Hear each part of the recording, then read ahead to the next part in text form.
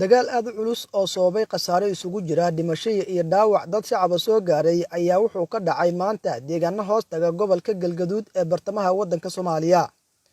Dagaalkani ayaa wuxuu u dhaxeeyaa sida la ii sheegay beelo wada dega deegaanada maanta dirirtu ay ku dhex martay ee gobolka Galgaduud gaar ahaan deegaan lagu magacaabo Barqad ina Jirow.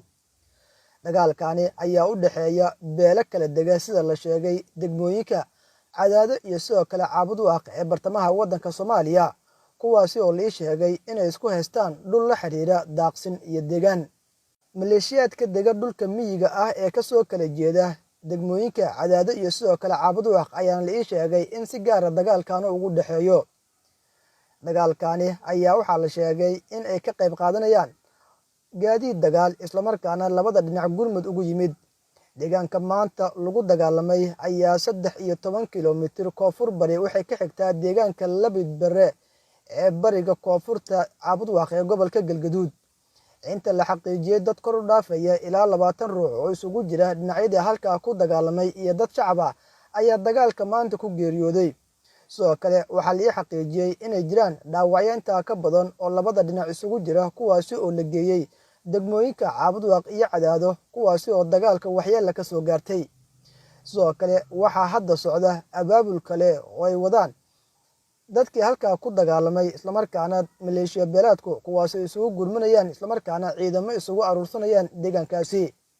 Dadka degan deegaanada lagu dagaalamayo oo warbaahinta maanta la hadlay ayaa waxay sheegeen inay maqlayaan dhawaqa rasaas culus iyo mid fudud oo ay adeegsanayaan labada maleeshiya beelood ee ku dagaalamaya deegaanadaasi.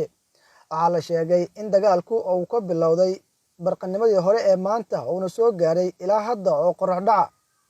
Dagaalka ayaa la ii sheegay inay ka qayb qaadanayaan gaadiid dagaal oo ay saaran yihiin qoryaha waaweyn. Dhinaca dowladda iyo sidoo kale maamulka Galmudug weli iyagu kama aysan hadlin dagaalkan u dhaxeeya labada maleeshiya beelood ee ka soo jeeda Caabudaaq iyo sidoo kale Cadaado. Saraakiil ka tirsan ciidanka maamulka Galmudug oo ku sugan Dhuusamareeb ayaa sheegay inay hadda socdaan shir looga hadlayo joojinta dagaalkaasi iyo sidii labada maleeshiya beelood ciidan ay leedahay dowladda Soomaaliya iyo kuwa maamulka Galmudug loo kala dhexdhigi lahaa.